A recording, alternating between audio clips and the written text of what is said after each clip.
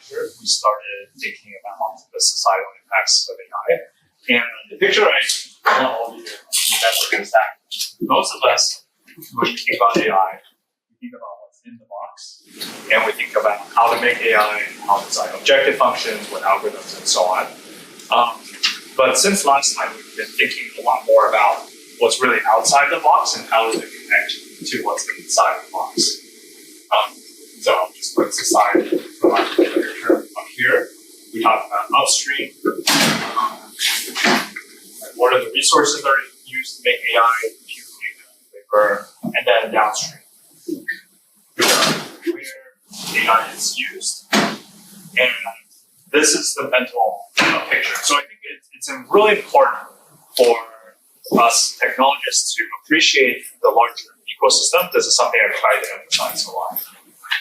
So today we're going to continue on our journey to understand more deeply how to think about societal impacts. So we brought in Rishi here to help us out. So Rishi did his PhD at Stanford last year, and now he is a senior research scholar at HAI. Rishi is famous for leading the paper that coined the term foundation models, and he's involved in various high-level discussions around AI policy in both the US and the EU. And most recently, he's been thinking a lot in terms of understanding the impact of AI through economics, which is obviously a whole field in itself. And so we're excited to have him tell us more. Yes, that would be great. Okay, great. Excellent. Yes. Okay. Thanks, Percy, for the introduction, and I'm sort of glad that you're thinking about AI and society in this class, because there is plenty to think about. And so I was excited when Percy asked me to give this lecture because, several years ago I was in the position you all are in of taking AI classes at Cornell when I was an undergrad, and I learned a lot of things there about how to build AI systems. But I think something I didn't learn at Cornell and I spent most of my PhD working on is trying to think about things beyond how to work and study AI systems, and instead think about how they affect society, and in particular, as is the subject of this talk, the economy. And so I'll try to give both some kind of concrete aspects of this puzzle of the economic impacts of AI, as well as some abstract conceptual frameworks over the course of this talk. So when we talk about the economics of AI, we could mean a variety of things. I'm going to try to cover, to start, a few of the important questions in the field. So one is that the relationship between AI as a sector or a class of technologies in the economy is evolving, and it's already quite clear that AI is quite important to the economy. So one sense in which you can gather that is if you look at the top 7 AI companies in terms of valuation, or in terms of market cap, they form over a third of the entire S&P 500. And a more general question is how will the overall economy be contingent on advances in AI, and how important are these companies to that overall picture? So that's one kind of question of trying to understand how does AI as a technology and the companies that build it operate within the entire global economy. A second question is within the share of that global economy that is related to AI, which specific companies will do particularly well and extract most of the value in this part of the space. And I'll talk about this in a bit when we get to the topic of supply chains in particular. So that's one important, very large class of questions. A second class of questions is more at the individual level. So at the macro level, there are a lot of things going on.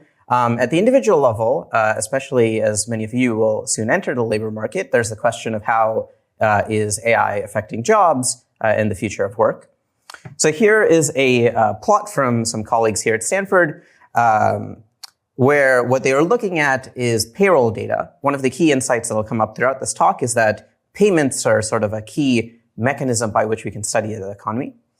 So what they looked at is data from ADP. This is a payroll company that is the largest payroll company in the world. And so in particular, what ADP has data on is how do different firms in the economy spend money on workers. And so you can look at, for example, when are firms spending less money to hire workers or paying them lower wages. What they find, and the relevant line here is the blue one that's falling towards the bottom right, is after the advent of ChatGPT in 2022, what we saw is a pretty rapid and steep drop-off in terms of software development hiring at the junior level, right? And so more generally, I think there's a sort of collection of work on the economics of AI, which is trying to understand how are jobs changing, how is the rate at which we hire in different jobs changing, how does the collection of tasks we bundle within the construct of a job changing. So all of these questions are in scope. Another sort of interesting category of questions is more so on the relationship between workers or between different demographic groups because of AI. So in this plot, also from Eric Nielsen here at Stanford, what they're looking at is the context of a call center. And one of the interesting findings they have is so they do this sort of case study where they look at a call center where some of the workers adopt a sort of generative AI-based tool in 2023. What they find is that the impact of this tool is most pronounced for the most junior workers.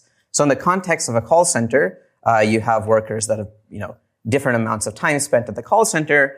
For workers that have been there, that have just joined the call center, so at the left of this plot, you see that the actual impact of AI is the largest, whereas for people that have been at the call center for a while, the benefits of using AI are much smaller. So there are a lot of questions to think about at these varying levels of scale in the economy when we think about AI. How can we make progress towards thinking about those different types of questions? So one of the key things sort of in line with what Percy mentioned is that we need to think about two things in parallel. We need to think about AI as a class of technology, and we need to think about a set of organizations that are developing and using and affecting society through AI. And then given that sort of dual lens of simultaneously thinking about the organizations and the companies and the technology, I'll walk us through some stuff on supply chains and how they're developing at the moment. And then I'll sort of shift gears more to study the economics of growth and how we might think about the future and AI's impact on the economy. So to give you this kind of perspective of these two different ways we could think about the economy, or think about AI, on one hand, we have the technology as we studied in this course, and the other, you have all of these organizations that are in the world operating in complex ways and relationships with each other.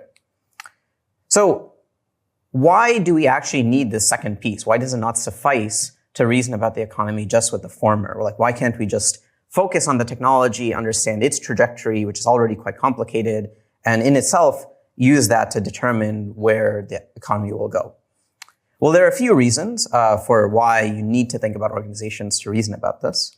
And it may seem sort of straightforward. Of course, the economy is sort of built from organizations, and so you need to think about them. But I want to give you sort of precise reasons for why it's useful to think about these organizations. The first is that when we think about AI as this general purpose technology that's sort of cross-cutting across the different economic sectors, most of economic work and most of the economy is not just sort of the tech sector. And so the overall cumulative impacts of AI will come about because of the behavior of all these other organizations, most of whom will either choose to or not adopt AI in some particular way, right? And so we need to think about these other areas of the economy if we're going to try to understand overall economic change.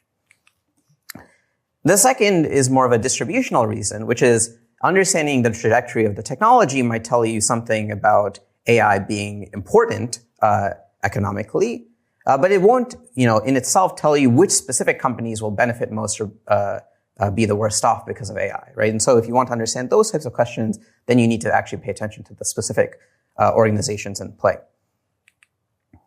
And then finally, at a sort of more micro level, there are a lot of decisions that we can think about that go beyond just the technology itself. And I'll talk about this on the next slide, right? And so for all of these reasons, organizations are going to be an important part of how we think about AI and its economic impact. So let me ground that through a more concrete example. So here is some benchmark results. It doesn't actually matter which benchmark it is for this talk. What I want you to notice is that the three models and thereby companies on the left, so at the sort of top end of this benchmark, are Google, Anthropic, and OpenAI, right? And they sort of get roughly the same score. The point at the high level I want you to take away from this is, in terms of capabilities, this might lead us to conclude that these companies are roughly the same, or at least their models are roughly the same level of capability, right? And this might lead you to have a broader conclusion that basically we can sort of think of these companies as substituting for each other in the economy. The problem with that is, even if that were true, even if we gloss over all of the ways in which these different models might be different from each other and say that they're all the same, they're all similarly capable, there are a lot of other choices these three companies have in particular that differentiate the role they play in the economy. So what are decisions that these companies can make beyond the level of capability of their models? Well, they have decisions about when they even release those models and place them on the market. They have decisions on how to price those models, which ultimately affects how consumers and enterprises choose to use them. They make decisions about what further products they build and how they vertically integrate their models into other markets downstream of them. And they have decisions about how they work with other actors in the ecosystem and in the economy, right? And so for all of these other reasons beyond the kind of core technology, which might be similar, these companies can have very different impacts on the global economy, right? So, this is just one vignette, but there are many such examples here where there are a lot of things happening in parallel in the economy. And so the nature of individual firms and changing the economy can be quite complicated and sort of differs from just what the technology as alone tells you. And so that's sort of the inroad I want to give for why we want to study supply chains, is that, we understand something about the technology, about the different elements in play, but there's a lot of other sort of structure in the ecosystem that's sort of shaping the economy that we also want to think about. So to do that, I'll probably use an abstraction fairly similar to the one Percy gave you, which is this sort of graph, where what we're thinking about is the resources that go into model development, and then ultimately the applications that come out as the ultimate products of these models, which affect users in a variety of ways. So these two principal inputs are data and compute. I'll sort of talk about their supply chains in a moment. And then you have these foundation models that are distributed by a variety of sources, and then ultimately a bunch of AI systems built on top of them that either people use or enterprises use for some particular purpose. Right? So when we talk about the supply chain, there's one way of talking about it, which is technologically, of, there are these specific data sets, there are this many GPUs, there are these models, there are these, coding tools, there are these APIs, and so forth. And then there's sort of a parallel set of way of discussing the same supply chain of, there are these news companies and these cloud service companies and these AI companies and these, coding tool companies, right? And so when we're thinking about the supply chain, what I'm trying to encourage you to do is think about both of those in parallel, that there are these companies doing things and having relations with each other, and that there are these specific technical assets that are mediating those relations. So I'm going to talk about three particular regions of the supply chain. The supply chain is obviously very complicated. I'm going to pick out three that seem pretty important, where we can sort of understand things on both sides at the same time. So the first is compute. I think for most of us in CS, we often have a sort of simplified understanding of compute as like, oh, there's some NVIDIA GPUs that sit in some data centers, and that's, pretty important.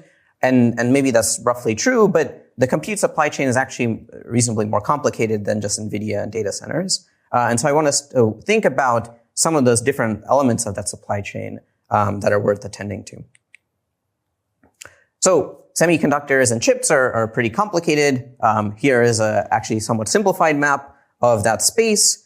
A lot is going on. This is not a talk on semiconductors, so I'm not going to try to explain all of it. There are two things I want you to remember from here. First is that there are many companies that are playing multiple roles in the supply chain, right? So NVIDIA might be doing something on chip design. It might also be doing something in the development of CUDA and other aspects of chips. And then the other is that there are a lot of companies, right? And so I'm going to pick out three that are very important in the supply chain on the next slide. But there is a lot of complexity here that I'm going to skip again because it's not the main focus of this talk.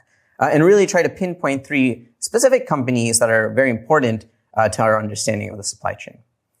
Right. So the first, and I'll actually stay on this slide and then advance it later, is ASML. So ASML is a company in the Netherlands. They develop lithography. Lithography is a sort of optical technology that you need to fabricate chips, and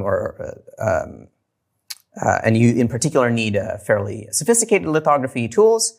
The point I want to make here is not necessarily about how lithography works, but the role ASML plays in the supply chain, in the sense that, as this picture shows you, ASML is pretty much the only game in town, and so it holds a global monopoly on this level of lithography technology, right? And so, as a result, ASML is a very important player in the supply chain because of that monopoly it has, and because it's a dependency for everything that follows in the development of chips.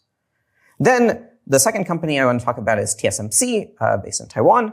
TSMC actually manufactures these materials, and as a result is going to be a critical dependency to NVIDIA, which is the third company I'm going to talk about, right? And so the point I want to make here is when we study supply chains, one thing we're often very interested in is monopolies or their approximations, right? And so these three companies have a very outsized role at their three levels of the stack, right? And so we'll see this in that these companies are valued very highly as a result, to no surprise, given how important semiconductors and chips are to the overall economy, right? And in particular, these are the three most valuable companies in their respective parts of the world, right? And so when we think about supply chains and compute, these three companies and the fact that each of them holds a very large market share in their respective markets turns out to be very important in the sort of first order analysis of what's going on in the compute part of the supply chain, right? And why should we care about that? And I think when we talk about data and when we talk about compute, the reasons to care about the supply chain are somewhat different, and I'll try to distinguish them. So even though these are the two principal inputs towards building modern AI, one of the reasons we're interested in the structure of the compute supply chain is to understand things about resilience, in particular because we have these bottlenecks where there are individual players that are sort of fully responsible for the functioning of a layer of the supply chain and therefore the essential dependence for the next layer of the supply chain. And because we see that at the compute level, a lot of the value accrues to these specific companies, in part because they're so essential to the functioning of the supply chain. Right.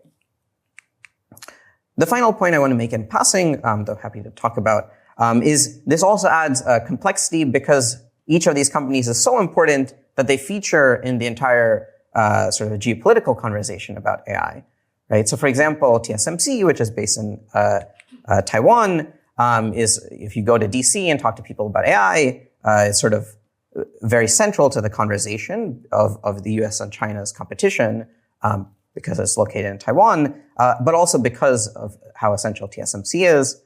Sort of similarly at the geopolitical level, you see this with NVIDIA as well in the discussion of export controls about which NVIDIA chips can be distributed from the US to China, right? And so when we're thinking about these supply chain conversations, this maybe adds a third layer of abstraction of, first I was telling you about the technology and how chips are being built. Then there are these individual companies that are sort of very important to the supply chain. And then there are sort of these broader government level or larger societal conversations that are kind of all connected to how the underlying technology is built and the amount of concentration in how chips are being developed.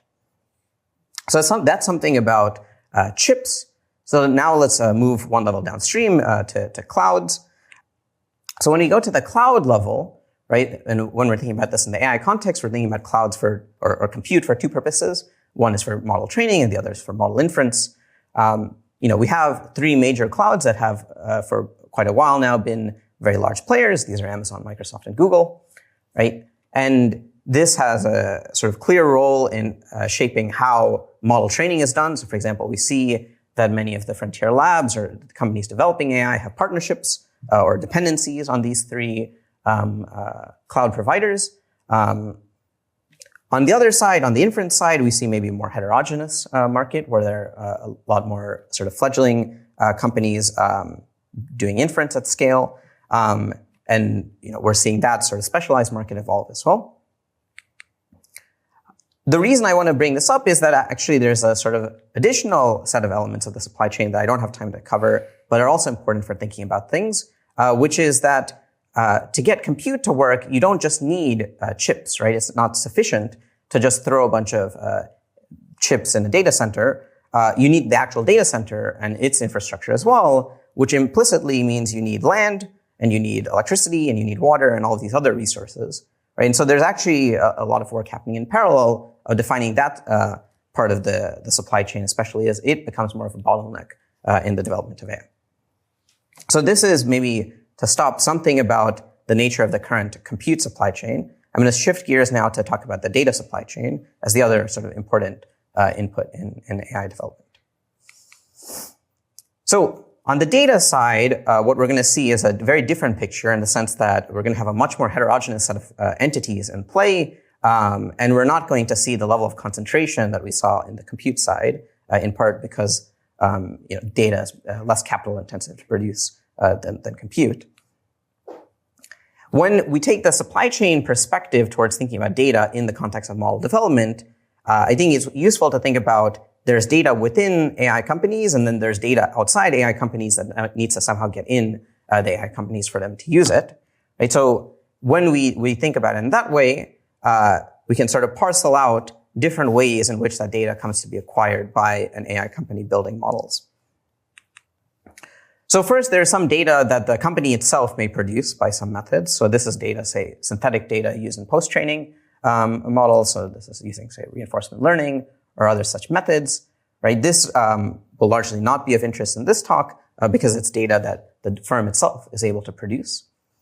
Then there's also data that the firm acquires through a set of pre-existing methods. So this is data that, say, users provide.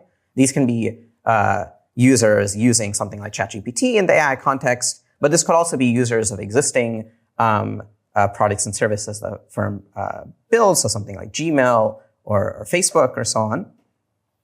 So this is all data that, by a set of existing mechanisms, comes to be within the firm before we think about training any specific AI model. Then there is data that is outside the firm, but is nominally public and can be acquired in some way. So there are, say, data sets. So there's data sets that we built here at Stanford, like Squad, or others like the Pile, that are openly available and freely accessible. There's also the entirety of the web, which can be crawled. We'll come back to the topic of web crawling in a moment, as a very important means of data acquisition. So what's important here is that in some cases, there might be a specific owner of these data sets, but generally for the firms trying to acquire this data, they're not necessarily negotiating with a very specific entity, and they're using some other means to acquire it, maybe just downloading it from some website. And that's distinct from data that is also outside firms, but that they sort of specifically interact with a party to acquire, right? And so this is data, for example, that is generated to create models. So, for example, new annotations or new types of data from companies like Scale or Mechanical Turk or Mercor, that is maybe used in post-training or other things at this point. Or data that was generated for some other purpose that some firm owns. For example, Reddit owns the data on the Reddit platform, or the New York Times owns its news articles. And these firms can license that data or sell that data to AI companies, right? So you have all of these different mechanisms that are responsible for providing some fraction of the data used to train modern models. And often that data is used for different purposes. Some of it's maybe used for post-training, for safety. Others is used for general pre-training, which maybe relates to the volume of that data and how easily it can be acquired. Diving into one very specific example of web crawling. So, a large fraction of the data, say, used to pre-train models comes from crawling the internet. One of the interesting things to understand is, just like on the compute side, the data ecosystem is complex and is changing in parallel to AI development, or synchronously with AI development. And so one of the things that we can look at is how are individual websites changing their policies on how their data can be acquired for the purposes of model training. So what you can see here in the first two plots is as a function of time, especially in the last few years, there are more restrictions placed on the ability of web crawlers to crawl the internet, right? So for example, as you can see in the second plot, the share of websites that have sort of no crawling has increased as a function of time, or the share that have no restrictions at all has decreased as a function of time. Another thing that's interesting is the asymmetries that imposes upon different companies using that data, right? So here you see in the special case where a website in its robots.txt file specifies a specific crawler that is not allowed to crawl on that website, at what rate is that true for different crawlers, right? And so you see some asymmetries. For example, OpenAI's crawlers are more often targeted than Anthropic's. And this is going to be important as we think about how the data ecosystem evolves, given that data might be a way that we differentiate between different models, or at least the capability level of the models trained on that data.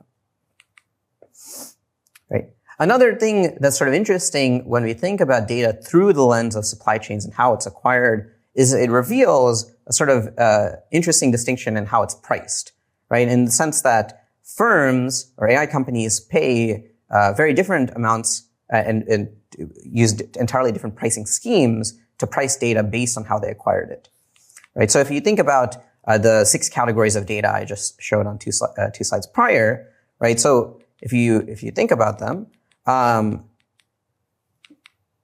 you have, say, synthetic data where what you as a company are paying is the cost of compute in exchange to acquire some synthetic data you produce, right? Whereas if you think about usage data, you're providing some service, and in exchange, as part of how your terms of service is written, you acquire the user's data, right? And this is quite different from, say, how you do things for buying data from, say, companies that do data annotation, where what you're instead paying for is individual worker hours, labor, or you have some large transaction in terms of, you're trying to acquire all of the New York Times' data or all of Reddit's data, right? So I think this is interesting because as we think about how the data ecosystem is going to evolve, one thing that sort of is different across the different acquisition methods is the cost to acquire data of specific kinds, and therefore the asymmetries that imposes in terms of how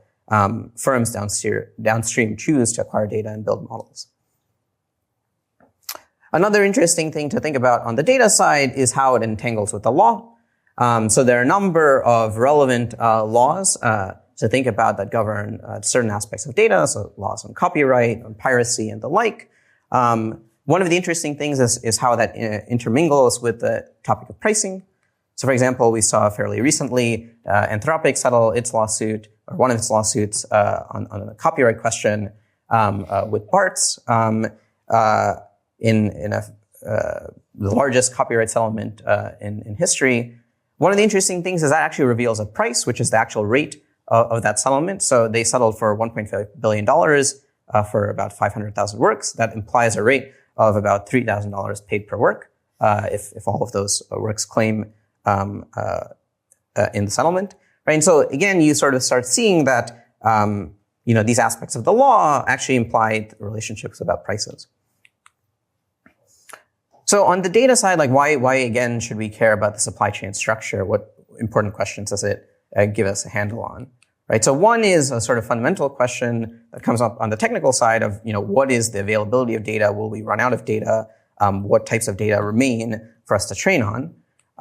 Here, I think there are a bunch of fundamental quantities that often we don't, as technologists, usually know the answers to, but we could try to estimate, which is the simplest of those is when we train models currently, what mixture of data do we use at what rates? But then given that, how much do we know about the underlying rates at which data is being produced across these different sources of data in the world? And ultimately, for each of those sources, what's the current level of or abundance of data? And so I think there are a lot of debates on the technological side, which are about us maybe guessing at where we think data is going to come from, where sort of understanding the current ecosystem and what is available and at what rate it gets generated is quite useful. The other point here is to be in compliance with the law. As I mentioned on the previous slide, there are a bunch of laws that we need to think about here, right? So there are copyright-related laws and piracy, which are both relevant in the Anthropic lawsuit. There are other laws as well, which might prohibit the use of certain types of data or even retaining that data in the first place. So laws on child sexual abuse material, where it's in many jurisdictions prohibited to even have the material in the first place, let alone train models on it. Laws, for example, in Europe, especially on privacy and GDPR. And so you need to understand the supply chain to understand and not just the data itself at the end as the product to understand if you're in compliance with these laws. And then finally, and it's going to come up again when I talk about growth, is the idea of the relationship between data as a primitive and thereby the effect it has on competition. And in particular, one of the interesting things to understand there is when there are restrictions on the ability of some developers, but not others, to acquire data, right? And so when, for example, data is exclusive to one entity, does that give them a sort of advantage in terms of the quality of models they can produce? So the final point I'm going to make on the supply chains before pausing is on distribution. So I told you something about the two resources that go into building models. Now let me tell you something about how those models get distributed and thereby used in the economy. In short, I'm going to walk us through this kind of thing, which talks about the different ways in which model developers can distribute their models, or at least do today, right? So on the top of this figure, you have the extreme where the developer doesn't distribute their models externally by any means.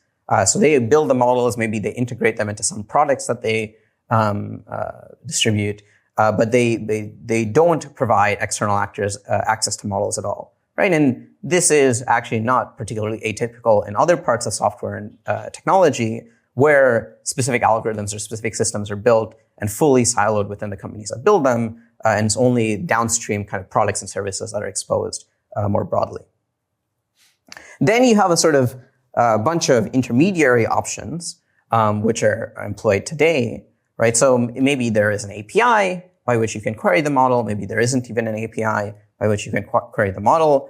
These still fall in the regime of being more kind of restricted or closed options, right, that have their analogs in traditional software, right? And each of these, as we'll see in the next slide, sort of opens the door for some kinds of applications, but keeps it still closed for others. And then you have the sort of more open end of the ecosystem, which is, I'm going to define here as the boundary between whether you distribute the model weights of your model or not, right? And so on the more open side of the ecosystem, there are also choices, which are about what else you distribute in addition to the model weights, right? So for example, are there restrictions on how the model weights can be used for certain purposes and say the license for your model? Do you also release the data for the model and the code used to train it or the like? And, you know, if you go to the full extreme there, you get to things that are more reminiscent of traditional open source software. Right, so you have this spectrum of options where we see model developers currently, you know, employ different strategies based on who they are across the spectrum. Why should we care about this choice that firms can make about how they distribute their models?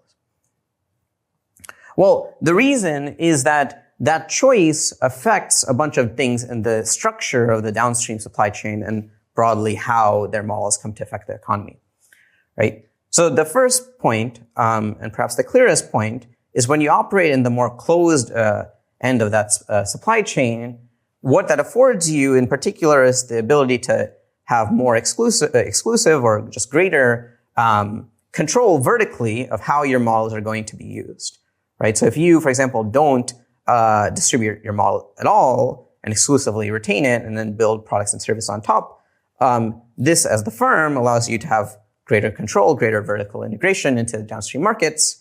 On the other hand, it might cede certain opportunities for those models to be used for other purposes that you aren't specifically investing in, right?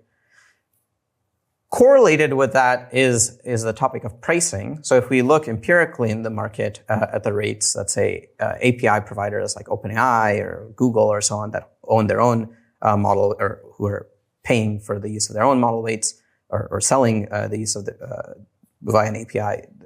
of their model, they tend to be higher on average than, say, how the rate you have to pay to use, say, open models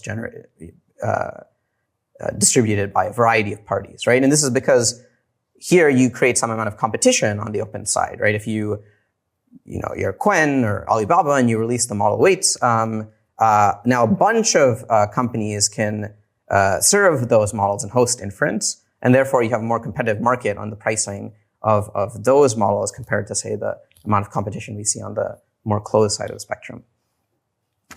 A third thing that comes out, again, contingent on this maybe more open-closed weights level distinction, is what specific types of applications we see built on top of these models, right? And so two aspects of that are, first, when you distribute the model weights and then other parties use them locally, or use them through certain cloud service providers, you might have stronger protections in terms of, or just greater understanding of where data, when that model is being used, goes, and thereby you may, in some cases, have better privacy and security, or at least you have a better understanding of your privacy and security risks. And this is important, especially when we think about the application of AI in a bunch of highly regulated sectors where those kinds of assurances are needed. In addition, when you distribute the model weights, of course, you can do a lot more with the model in terms of how you fine-tune it or distill it or do other such things that open up the door to a lot of applications that might be hard to achieve on the more closed side of this ecosystem. So the point is that, if we look empirically at the market at all of the different ways in which models are being used, there is sort of a lot of variation across how, say, open models are being used that is sort of quite different from the more closed side of the ecosystem. And so this decision at the more upstream level of how to release the models shapes the nature of those downstream uses. So the second half of this talk is now going to be less descriptive of, what does the supply chain look like today, who are the major players, things like that, to instead talk about a question of where are we going and how can we reason about that in some kind of grounded fashion. Before I tell you about how I'm thinking about these topics, I'm going to instead point to a bunch of other works that have come out in the last 2 to 3 months I think are very useful to read from a variety of folks. So the first one I'd recommend for a lot of folks to read is this writing. It's a pretty short piece by Bharat Chander about the current state of knowledge on AI and labor markets. This is great for actually empirically grounding your understanding of what is happening today and what do we know and what do we not know in particular. And then a number of pieces about where are things headed, right? Of course, it's hard to predict where things are headed, and so people have very different views about where things are headed. But I think there's this interesting blending we're seeing between ways AI people are thinking about things and ways econ people are thinking about things, where there's a lot to learn by looking at the kind of intersection of those types of views. And for folks interested in this topic here, there are a bunch of folks that are sort of leaders in the field, including the 4 that I named at the bottom of this slide.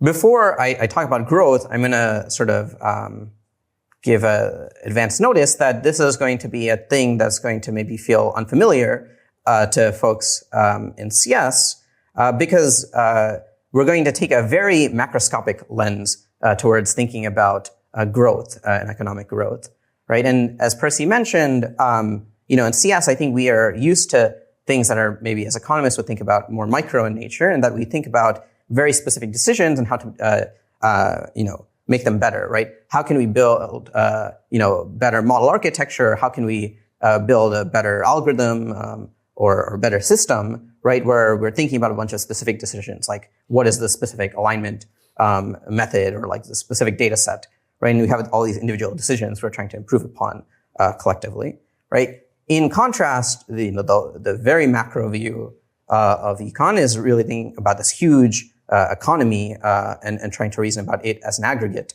And so what I'm going to tell you about will sort of, in some ways, lack some of the specificity you can have when you think about very concrete things, but we'll still try to reason about an important topic of the economy as a whole.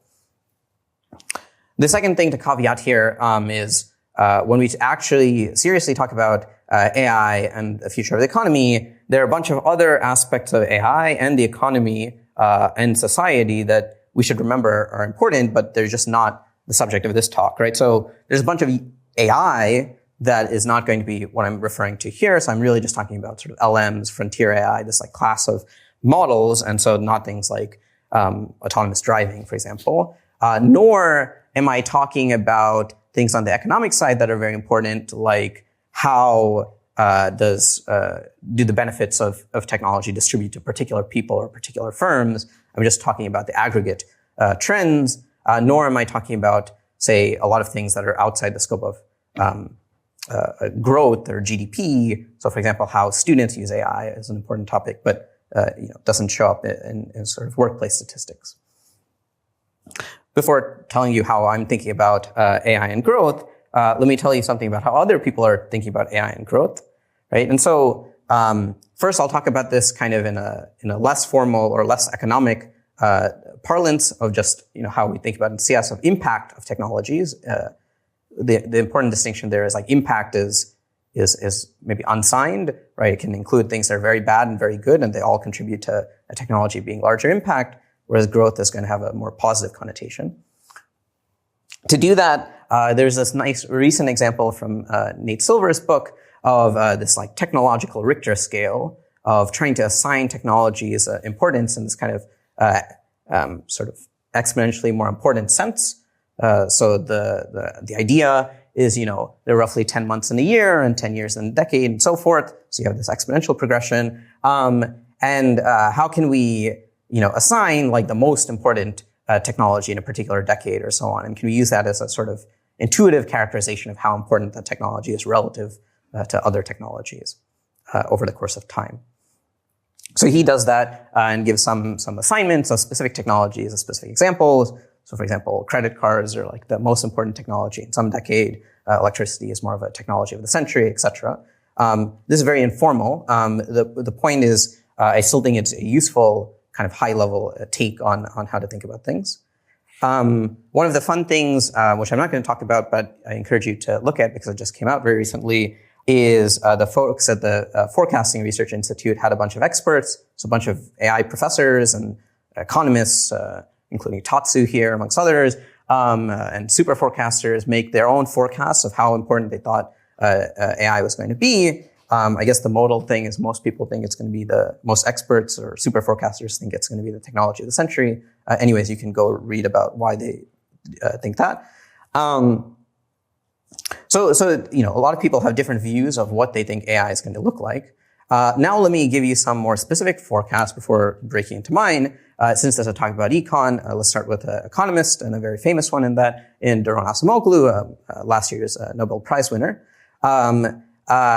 Daron's forecast in his paper, The Macroeconomics of AI, the simple macroeconomics of AI, says a bunch of things. The headline is this. We'll come back to what these terms, TFP and GDP, mean in a moment. The point I think most people took from this is that this is a fairly modest estimate. Again, exactly how to interpret these two numbers of 0.5 and 0.9, I'll also come back to in a moment.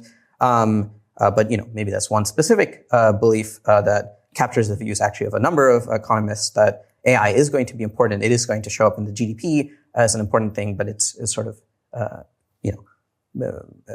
important but not a game-changing kind of thing. Some computer scientists had a different prediction, which I would say is like slightly predicting AI to be slightly more impactful on the scale. So this is Arvind and Sayash from Princeton in their book or their piece, AI as a Normal Technology. I'll come back to that in a moment. Some folks here in Silicon Valley had even more, optimistic or predicted AI to be even more consequential. So, for example, Dario, who's the CEO of Anthropic, gave this kind of description of AI as like, we're going to have this country of geniuses and data center, and that's going to be a huge thing that's going to dramatically transform society. And then you can, go even further of like, you have, you start thinking about the sign and not just the impact, right? So you have, is AI going to have very great impact over time or very bad impact over time? And you get maybe two very different views of Sam telling us something about how AI might cure cancer with 10 gigawatts of energy, and Eliezer telling us, we might all die because of AGI. The point I want to give you as I talk you through these different forecasts is it's sort of hard to reason about a technology and its impact as that is all happening in real time, especially when we have these very different kind of understandings of, how big is that technology, how consequential is it, right? And so I'm going to try to get a handle at that kind of question. To do that, I'm going to go back to this term like I mentioned a couple of slides back with Arvind and Sayash, of these normal technologies, as they call them. When they say normal, they don't mean like normal in the sense that like a toaster oven is normal or like pedestrian or inconsequential, but normal in the sense that like there are some properties of a certain class of technologies that are shared, and we can actually do quite a bit to understand them economically. And so maybe a better word is not normal, but generic. And so if you look up the word generic technologies, you'll actually find this paper from Tim Bresnahan, who is a Stanford professor, and Martin Trachtenberg, two economists, where they talk about generic technologies, or the more conventional name that economists give them, general purpose technologies. And so this is what I'm going to talk about is the study of general purpose technologies and what we can use from that to tell us about the economics of AI. So the first question is AI a general purpose technology and in a formal sense?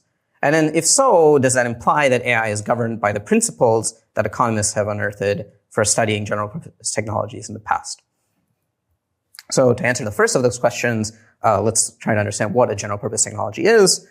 So again, going to Bresnahan and Trachtenberg, they give us 3 conditions for a general purpose technology, which I'm going to describe.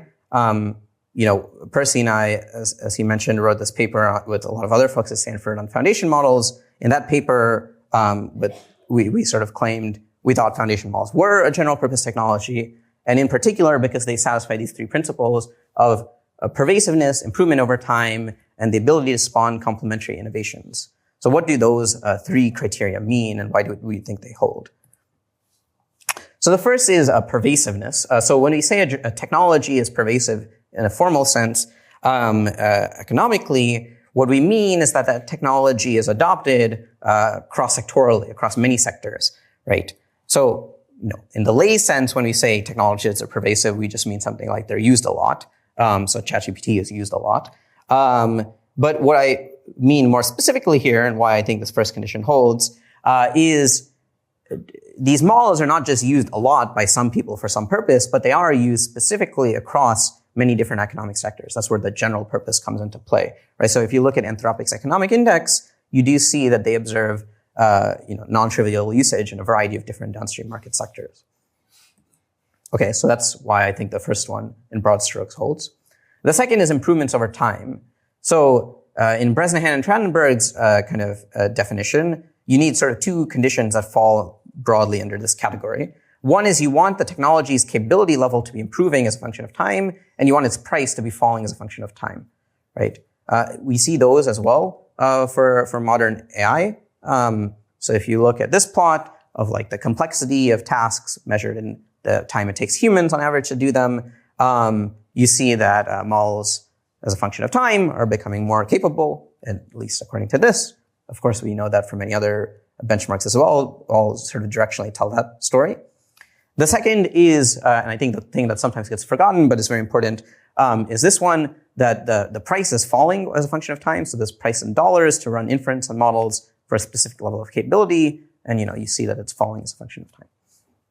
Okay, so the second condition is met. And then the final condition, and this is really the heart of the matter, of these complementary innovations. So we have this quote from Eric, whose name I've mentioned a few times and will continue to mention throughout this talk. His point is really that, for example, why is electricity, a big deal? It's really about the complementary innovations, right? It's that we build all of these other technologies on top of electricity, like light bulbs, all these other things, and we redesign the entire structure of how organizations operate. And doing all of that together is like where we see the large gains to the economy from a general purpose technology, right? And so, you can ask ChatGPT this, and it gives actually a pretty nice synthesis of it, which is, if electricity itself just existed with nothing on top of it, you'd get maybe a little bit of a productivity boost, probably wouldn't see much happen to GDP or other sort of macro indicators. But if you do all of these things of redesign factories and create night shifts and motors and all of these things and these appliances, then you actually see the broad economic transformation come about because of these complementary innovations. So economists have some conditions formally for when this is met, like when do we actually quantitatively believe there are complementary innovations. I think right now we lack the evidence to say that those quantitative conditions are met, at least from what I'm aware of. But you can informally say that there is some things happening that suggest we're on that trajectory, right? So first, we are building things on top of models, all these different applications, like we're building coding tools like Cursor on top of models. We're also changing the way organizations have workflows and assign tasks to workers, right? So for example, there's like an entire new class of tasks people are doing of having to verify the correctness of the outputs of existing AI systems. And so these are, maybe the signal that both of the things we think are necessary for these innovation complementarities are happening. But again, the evidence of this, I think, is kind of more uncertain, even if it may be true. What's the point of like knowing that AI is a general purpose technology? One of the points is that we know something about the nature of the relationship between productivity and more generally GDP and general purpose technologies, where you see this sort of J curve. Basically, the point is that there's initially a trough where there's a sort of time for organizations to learn how to productively use the technology and extract the benefits of it. And then after that, you see the sort of growth. So, this is one piece of this of like right now, today, there's sometimes this kind of conflicting view of, people in the Bay Area usually think that like models are really capable and should be able to do extraordinary things. Yet the actual observed empirical effects today are more muted relative to that kind of belief. And part of that might be explained by something we've seen throughout the history of general purpose technologies, that there is this kind of a period of delay before large productivity gains. The final part I want to talk about is, how can we actually make forecasts? How can we reason about where things are going? Or in particular, how do specific beliefs about AI translate to specific projections of what happens economically? So this plot is maybe one of the most famous plots in growth economics. And then the zoom in on the next slide is perhaps even more famous, which is the long run growth of GDP in the world. The point is that it's been going up and to the right, and in recent years, historically, it's been going up very rapidly. What is more interesting is this next plot, which shows that growth in GDP is very, very predictable and grows, on this log plot, at a rate of 2% per year. So it's an exponential growth, or GDP per capita it is.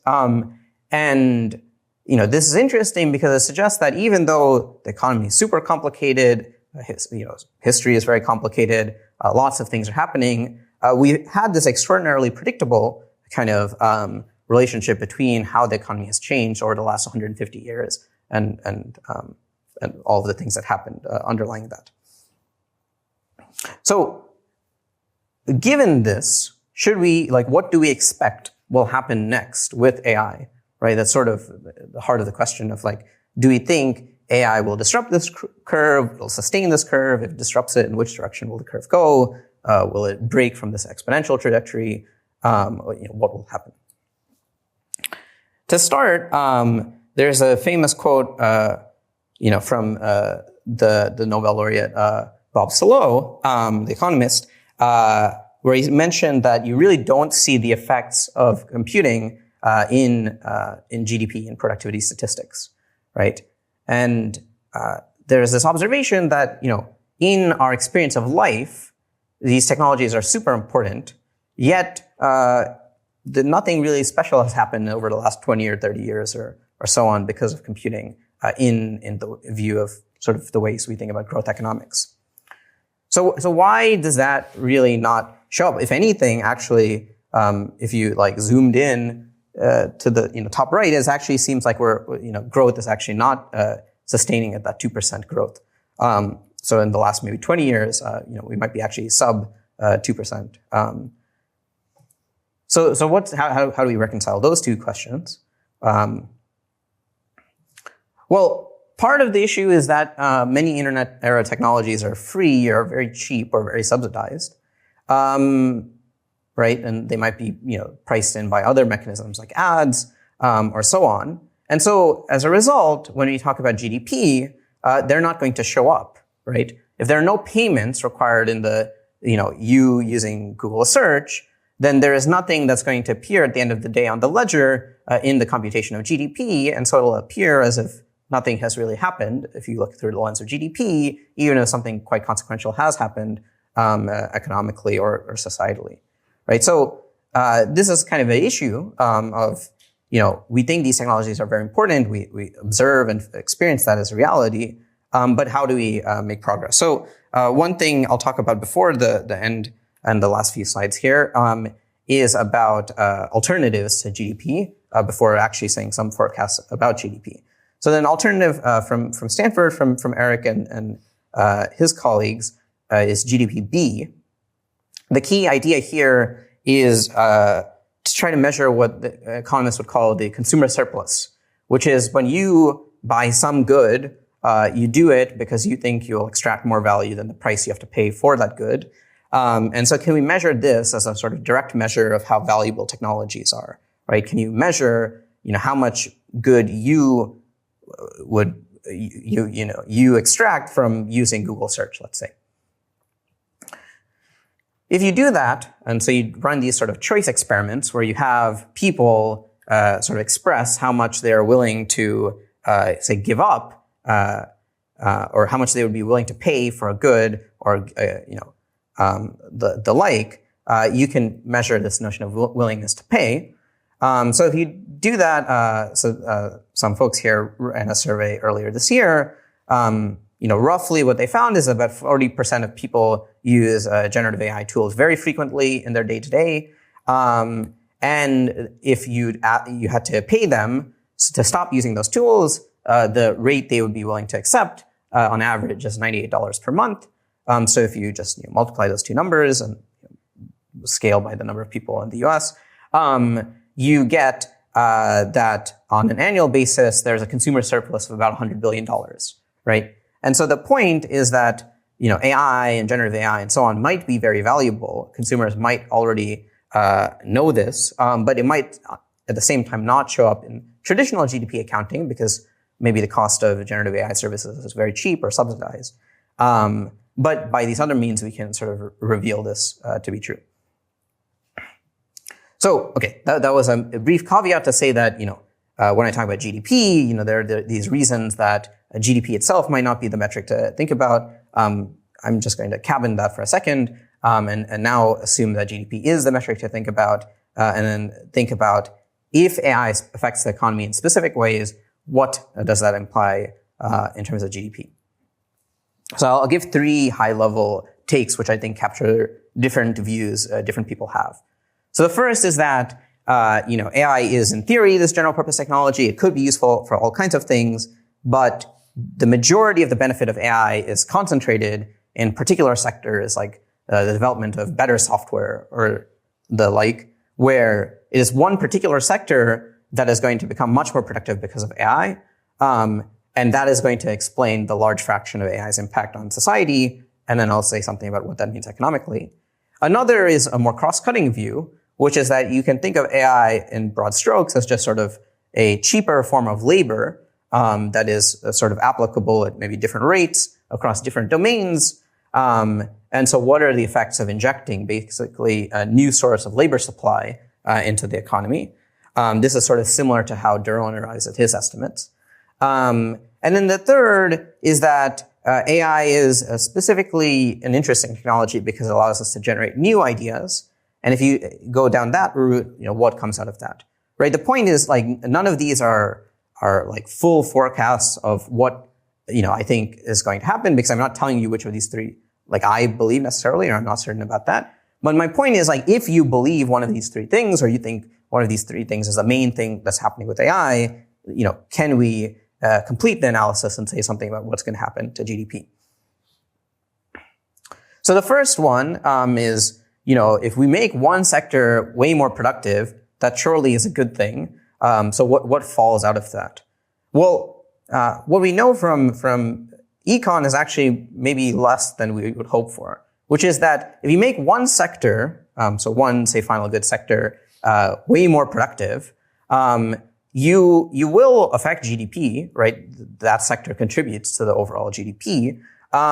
But the growth in GDP will be comparatively much smaller than the growth, the increase in productivity of that sector. Why is that? Well, even if that sector becomes super productive, prices will fall in that sector, and then even if there's latent demand and people want more goods of that particular kind, probably the overall effect in that sector is the prices will go down, even if there's a consumption increase. A nice example from David Otter, the MIT economist, is illumination. So, 100 years ago, we had candles.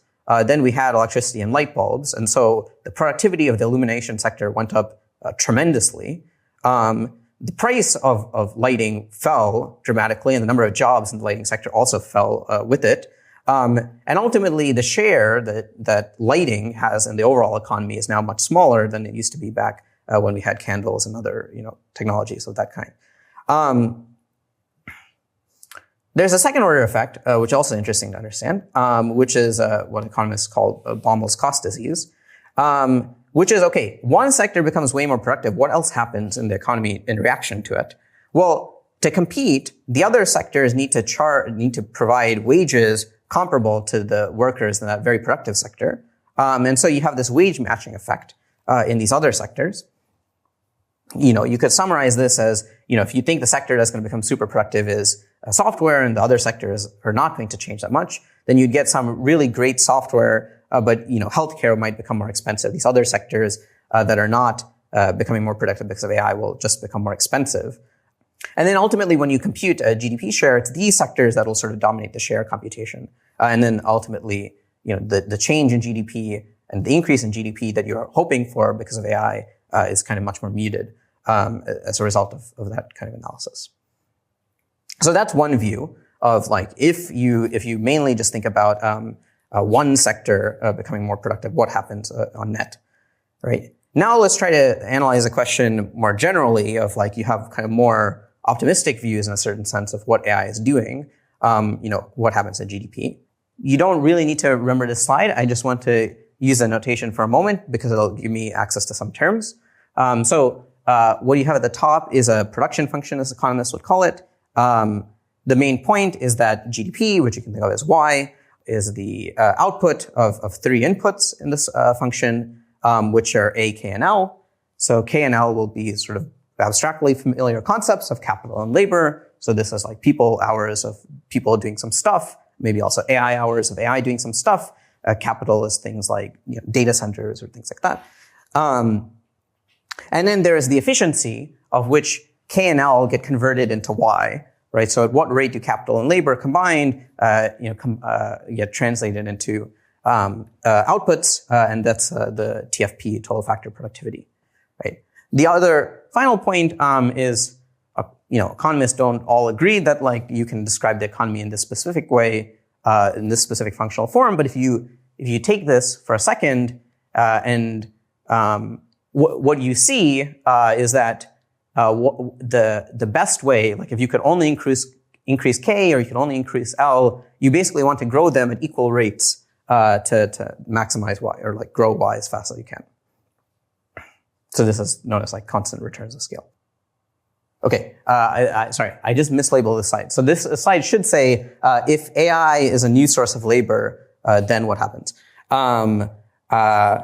So if AI contributes labor cheaply, so this was the second of this hypothesis, then what happens? Well, what happens is GDP will grow, and it might grow a lot if the capital share grows up at the same rate, right? So if you think of AI as a new form of labor, and so basically the point is that the L term is becoming bigger by some amount. If the capital term K also grows roughly in line with it, then you'll see broad GDP growth. If L rapidly outpaces K, you might not be able to you might not be able to translate this new production of labor into anything useful, and so GDP might not grow that fast. or keep up with the pace of L. And a reason to be kind of optimistic about this picture is basically the baseline of what do we know about the share of labor and like how labor is evolving over time, right? And the basic observation is that in developed economies, at the very least, population growth has basically stagnated, and the share of labor share, the fraction of people who work in the economy, given those that are alive, is also plateaued or maybe even falling. So under this hypothesis, what matters is really the specific things of like how effective is AI as a source of labor, right? So like which specific tasks can AI do and how much more efficiently can it do it, and ultimately how much of this type of labor can we create because of AI? Or sort of. So, this is maybe one view. The other is AI is, and so this is really maybe more about, AI being used to write reports or prepare documents or do medical diagnosis or like other such tasks in the economy. The other is more on AI's function is to produce ideas. This actually gives you a fairly different or maybe different view of what happens in the long run economically, right? And so if AI's main purpose is to produce ideas, or if an important part of AI is that it produces new ideas, then you actually get a sort of more aggressive prediction of actually increasing the rate or maybe even making the function grow faster than exponential. And this comes to us from a couple of Nobel laureates at this point, but maybe most influentially from Paul Romer. So in his work, what he shows is that ideas are actually the kind of foundation for growth in a certain technical sense economically. And this comes from a very simple observation that ideas are special. And the sense in which they're special is that they're non-rival, in that once you invent an idea, you come up with an idea, you can reuse it arbitrarily, right? So, once we came up with the concepts of linear algebra, we can reuse them. Many people can reuse them. This is different from traditional goods where if I make one computer, that might be helpful for me, but for you to benefit, I need to make a second computer so that you can use it, right? So there's a difference. Of course, there's some nuances there that like you need to learn how to use the idea and so on. But in broad strokes, ideas are very special. And so if you really want to change the long run, you make this kind of more aggressive thing, then actually it's not that important how much AI affects like existing tasks. It's maybe much more important that AI gives us new ways to become much more efficient at doing those tasks, perhaps, or we create new ideas altogether, new tasks. And so in this view, the main thing to focus on is not like how does AI affect the existing broad labor market, but it's really about how AI affects the production of ideas. So it affects specific parts of that, which are about R&D and science and the like, right? And so I'll pause there and just say that, I think people have very different views about what is going to happen and different reasons to believe those views at the intersection of AI and the economy. But given any particular view, I think it is increasingly possible that we can sort of write out like what will happen under that view economically, or at least have some first kind of principles way of thinking about it. And if you're interested in this last category, there's a nice piece by economist Ben Jones on studying specifically AI and R&D and how AI will affect R&D theoretically. So with that, I'll end the talk and take any final questions. I'm curious what your personal views are on where AI falls in that spectrum of being a once in a decade, once in a century, once in a millennium technology, and what your personal forecast would be for how it might affect GDP growth. Yeah, I think I think I'm probably in the boat of somewhere in the sort of a century. Like if you give me those two options, I might err on century instead of decade. I think I place most of my mass on one of those two options. On the second question, I think, or maybe the third question on how it'll affect GDP, I think that's not clear to me. I think I'm maybe more confident in the sort of second category, that like the main effect of AI will be this kind of cross-cutting effect on labor and the substitution.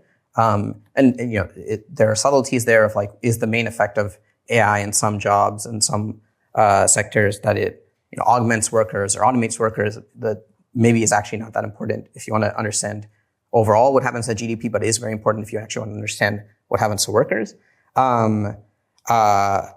But yeah, I think I would buy that. I do think we're going to need, and I'm working on some methods that are more like GDPB, or like methods that will, if as an AI person, the thing I'm interested in is AI, my belief is like GDP is a kind of very coarse way to see the effects of AI in particular. And I sort of prefer that we had like more bespoke tools for studying AI, even if they're not the best tools for studying the economy as a whole. So I do think we're going to need some new measurement methods that will maybe better emphasize AI's impacts in a way that GDP masks. I think natural resources will. The question was, will natural resources limit the growth of AI or something like that, right? I think we're seeing, like, in the current conversations, AI testing parts of the supply chain that for a while we got to assume would just like be there and like weren't rate limiting. When we talk about this large capital expenditure and data center build out and the like.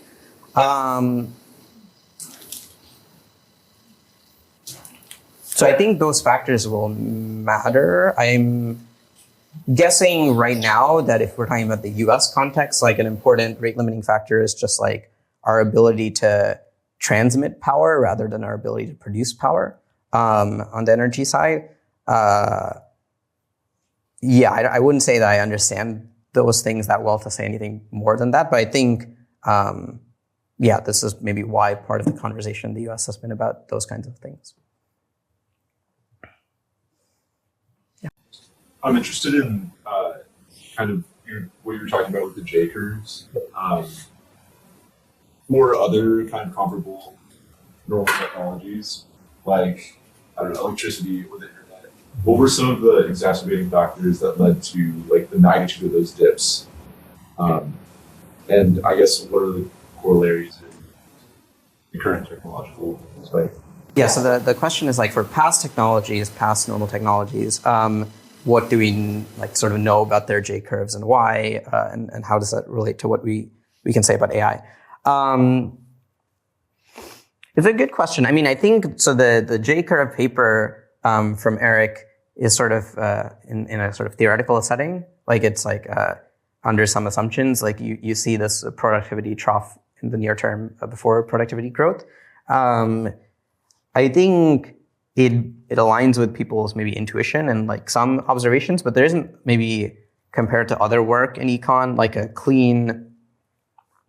Sometimes the nice thing you have in econ is like you have these like very clean demonstrations, like empirically with data, we see like the J happen. I'm not aware of like a specific like measured instance where like we've actually seen the J happen for like a specific technology in like TFP or like some measure of productivity.